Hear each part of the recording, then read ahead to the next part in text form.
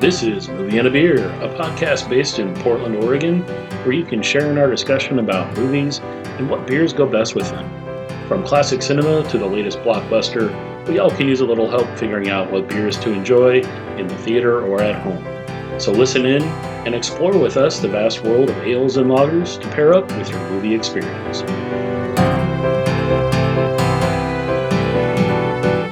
On this episode of Movie and a Beer, we selected Sam Adams 76, a new session American Pilsner by the well-established Boston Beer Company. To go with this wonderful beer, we've just recently sat down and watched the movie Yesterday. Kind of an interesting movie by Danny Boyle. First, we're going to touch on how we thought about the beer, what influenced us to, after we tasted the beer, pick the movie, and because we kind of approached it a little differently this time. Instead of just picking a random movie and a beer, we decided to kind of scope the two together and see if we can work it a little bit better. So welcome, this is Movie and a Beer, and I'm Dan Kopersky, and we have with us... I'm Blake Hunt. And I'm Randall. Briefly about the Boston Beer Company, been around a long time.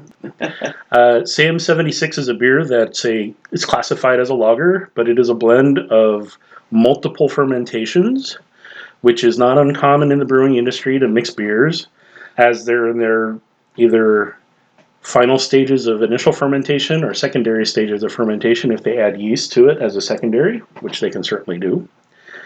This beer is really nice. It's a very kind of hop or aromatic forward. Let's break that. Let's break this up. I'm gonna stop. Right. Interject some questions. Ooh, the introduction police. Questions. The introduction police is here, guys. So let's just look at the can for a second. I like this can design. The can is cool. Very It feels classic. I haven't had a Sam Adams beer in many years.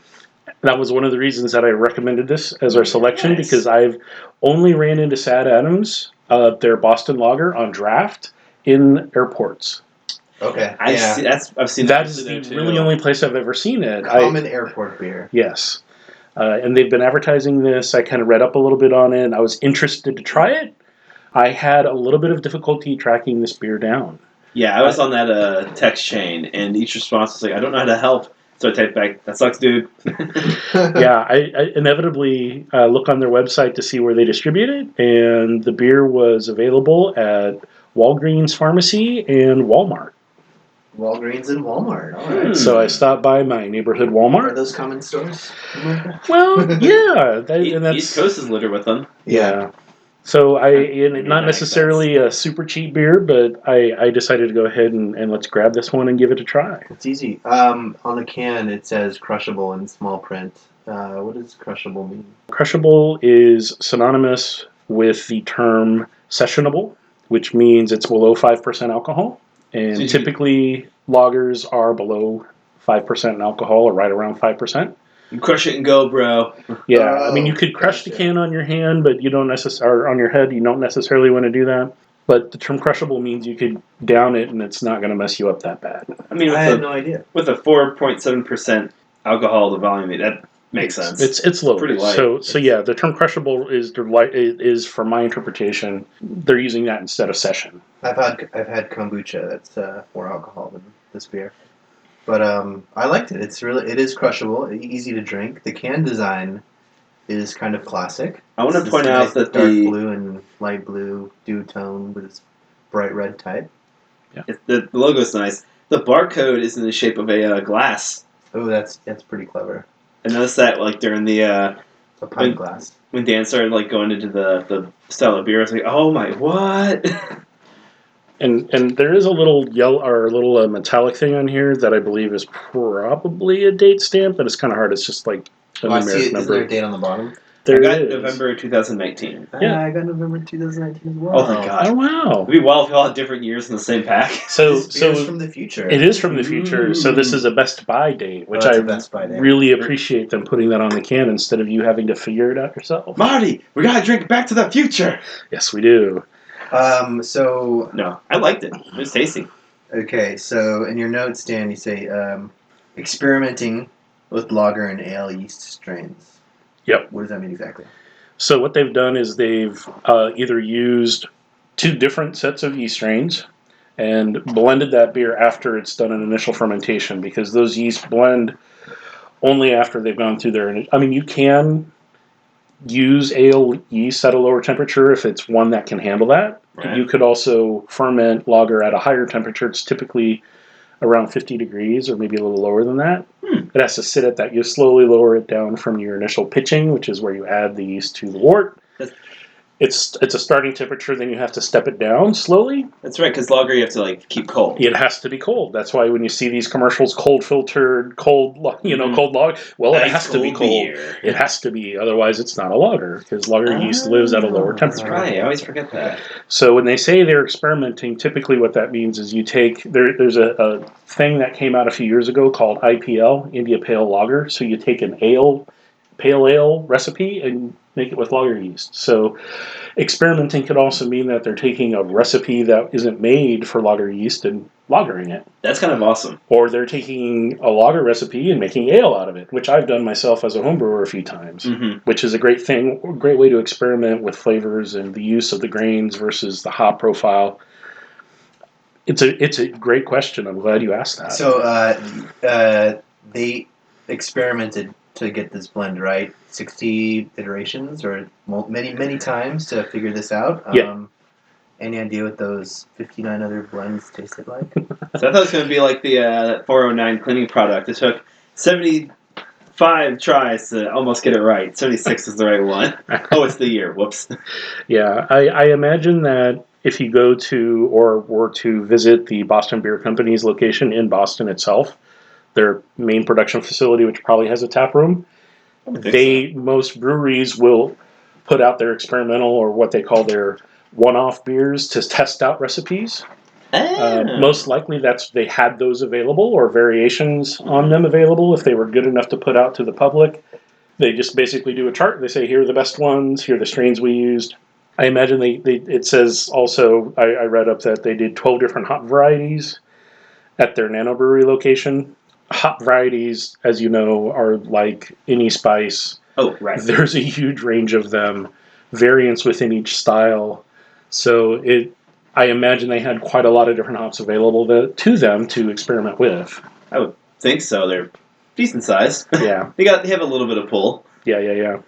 So they did that. They did those 12 hop varieties just for this, like just this one we drank. Well, probably to figure out the flavor profile of a Pilsner, American style Pilsner that they wanted to reflect with this kind of interesting malt body that isn't quite a Pilsner body. It's not crackery. It's a little bit more chewy than crackery, in my mind. I could be wrong there. Everyone's palate is a little different. I think I can see that.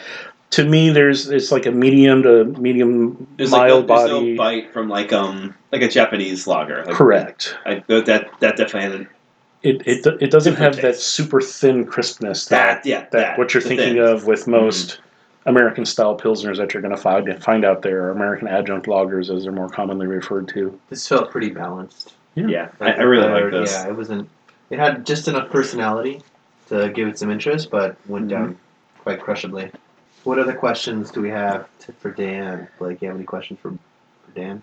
Can I have another beer? You can. They're in the beer fridge. You need to go grab one. This one hasn't been around that long. Correct. They recently just made this. They literally just now again they've gone through years of testing to figure out the recipe, but that doesn't necessarily mean that they didn't have this one figured out a long time ago, and they're just spending time mastering what they've come up with a little bit, tweaking it, and they could change the recipe.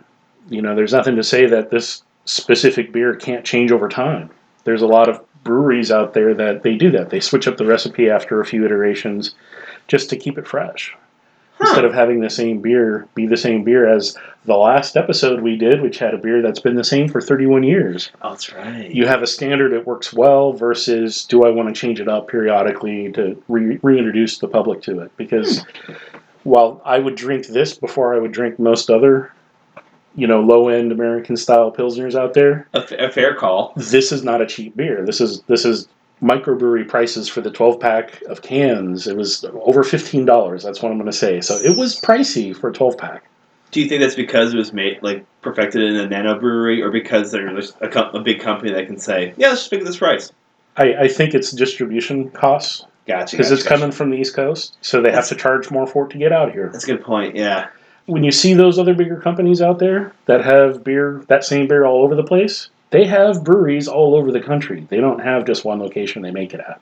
Gotcha. That's a secret. You don't know. It did seem strange to me that you guys were like super interested in this. I grew up in Virginia, so I've seen Sam Adams my whole life. Yeah. So you saw this, like, yeah, okay, cool. It's beer you can get anywhere. That's fine, I guess. And now I'm learning, oh, duh. The other coast, of course, is not just going to be here.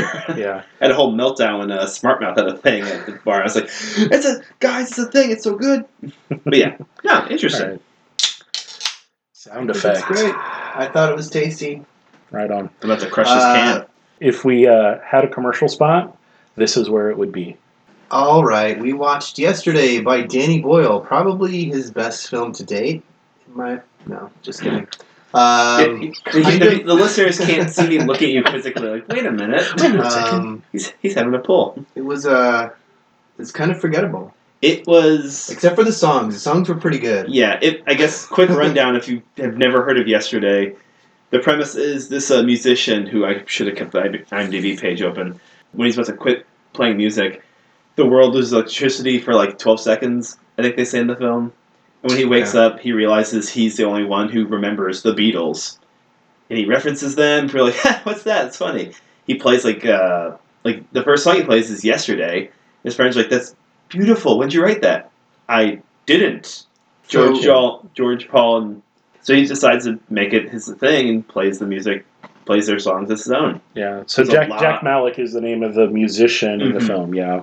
He's played by actor Himesh. I'll pronounce it right at some point in my life. Himesh Patel. There we go. It really just kind of felt like one of those films where Danny Boyle was probably sitting around with a bunch of his buddies and said, "What if?" And that was the entire. What if the Beatles didn't exist except for 3 people in the world knew about it? If there was this giant global blackout, which I didn't quite understand how that had anything to do with anything. I kind of liked and hated that they, if it's a plot spoil, they never really cover it. They really focus on like, it's a romantic comedy. It's a romantic video story. It's a romantic comedy we've all seen a million times before, where the hero doesn't realize that the person he should be in love with is somebody who's been in love with him since day one, and he has this huge dilemma. Does he reveal the truth of this deep, dark secret he's keeping to save his chances with the girl, or does he, keep living the lie? Yeah, seems a little formulaic. Lie. Yeah, it's definitely formulaic. Tropes work for a reason. Yeah, I love me a romantic comedy because I want to see the good win, evil untriumph, lose, and just happy ending for everybody. And once in a while, there's definitely a kind of review of the music industry and how it treats people with how Ed Sheeran's manager, who became his manager, acted towards him. He's just a property for her to make money. She says that up front. Done very well by Kate McKinnon, one of my favorite actresses. Yeah, she does a good job in it. It's a believable story from that standpoint. Mm-hmm. Not so much of the reality of would this ever happen. So obviously, fantasy rom-com, not based in reality at all. But it is interesting. One of the things we had read some of the reviews as we started watching it, just so we'd be familiar with the film. And surprisingly, none of them really talked about the other things that were missing. Yeah, so in the movie, spoiler alert, there's no cigarettes. And no Coca-Cola. No Coca-Cola. Harry Potter. Yeah. That's right, yeah. What else are we missing? What am I missing here? Other things didn't exist because the Beatles didn't exist. Oh, Oasis. Oasis did not exist. Yeah, it was a love story I didn't care about. Don't worry, guys. Childish Gambino is still there. Yeah, Childish Gambino is still on the internet. God bless you, Donald. Yes, he says that in the film. He actually he goes to Google and starts Googling everybody. He's like, oh my God, is this person still here? Is that thing still around? And it's interesting that as a side plot, doesn't really go anywhere. Well, I like that he actually looks it up, as opposed to most movies where it's like, I wonder about this thing, and they never, check it. Like, movies where, if they had a cell, I feel like it's a YouTube series. Movies, how cell phones would ruin movies. And it, solves the problems in, 5 minutes. I feel like this was Danny Boyle's attempt to, write a Twilight Zone episode. I'm cool with that. And it was fine. It was enjoyable. It's, totally forgettable, but, classic Danny Boyle sort of lighting effects and camera angles and... Ed Sheeran music video. Music video. I mean, as far as, the beer we picked, goes right with it. Yeah, It's it an was easy movie. easy to watch. Not horrible. Yeah, we weren't suffering and like making fun of the whole thing. We're like, oh, okay, that's cute. Like, you can get up, use the restroom, and not worry about like missing anything vital. You can, after a long week of work, have a little date night in. Or a bad day at work, as you had already mentioned. Yes. Or a Just long, need boring something day at easy. work. You just need something to just zone out to. Almost a palate cleanser. Yeah, kind of. It's a palate cleansing Like, movie. I love me, like, complex, dark brewing movies, but once in a while, Yeah. something simple. I to drink with a crushable beer. Ad Astra with Brad Pitt over the weekend. Ooh, how is it? Surprisingly, I liked this movie a lot better than that. It Oh, was no. Just, it got pretty good reviews. I didn't look at the reviews for yesterday or anything before this, Mhm. which is why I thought we should watch it, because it looks good. Ad Astra looked really good in the previews, and the reviews were great. Just a character I didn't care about, and some cool space scenes, but I just left feeling really cheated. Yeah. Fair enough. So do you feel like you related to either the musician or his girlfriend, Ellie? Like, she struggled. She's like, I really wanted to be with this person. I tried everything I could, and he just wouldn't take the plunge. He tried, but he couldn't. Yeah. Until the end. Danny's Boyle attempt to try and make a great a Beatles movie, Beatles-inspired nostalgic movie, and just didn't. He nailed me wanting to buy their whole discography. Yeah, I mean, I think that's what made this movie great. It's because like those songs are just so tried and true. It's hard to not use 30 of them in a movie and have the movie feel bad. It's gonna feel great. I mean, their music's also kind of crushable. Like it's very crushable. It's very easy to listen to. I've never met anyone who wasn't a Beatles fan and listens to be contradictory just for the sake of it. Yeah, like it's easy evening. This movie's awesome with this beer. It really worked. They pair really well together. Yeah, and I don't think we heard any foul language in it. I think it's a PG-13 film, so watchable with kids or young adults. Yeah. There's no sex scenes, no nudity, nothing. I mean, it's just a straight music video by Ed Sheeran. That's what I'm going to classify it as. It's like a beer you could drink with your kids. Yeah. Yeah. That's what I'm talking about. With your kids, or drink it while you watch your kids. 21 and older. With your adult children. Right, yeah. No, cool. I think that works. The movie is good, but the beer was better. Yeah. That's how I'd sum it up. I would agree as well. So are we in consensus then? Yes. Kind of on the movie, and definitely shaky thumb. Shaky thumb. Shaky thumb in the middle. It was definitely, if I was stuck on an airplane and it was the only thing on, I would feel bad that I was stuck with this movie to watch. So if you and your partner had a rough week at work, this is a good way to just unwind. It's a feel-good movie. Yeah. Because he does, let's plot spoil it, he does come clean in the end. Mm-hmm. So spoiler alert. Spoiler alert. Like, come on. Yeah. He does come clean in the end. The Beatles never come back, though, so that's the worst part, is at the end. Yeah. He doesn't slip back into his own dimension, and I want to know doesn't have Coca-Cola or cigarettes. I want to know what Atlanta's live in doing. a world like that. Like, what's Atlanta doing with no Coca-Cola? I'm not ever going to stop thinking about this. Atlanta, Georgia, no Coca-Cola. Maybe it's just Gambino. Maybe it's just Childish Gambino exploded. All right, thanks for listening, and as always, drink responsibly, and please note that the opinions expressed during the taping of this broadcast are those of the hosts. So everyone have a great evening, if it is evening when you listen to this. Or it is commute. Evening for us. Or commute, or whatever it is that you're doing while you're listening. So have a good one, take care, thank you for listening, and remember to check out our podcast on our website, because we just added some cool stuff to it. Drink more beer, watch more movies. Yes. We all live on a yellow submarine. Yellow submarine. Yeah, Copyright infringed.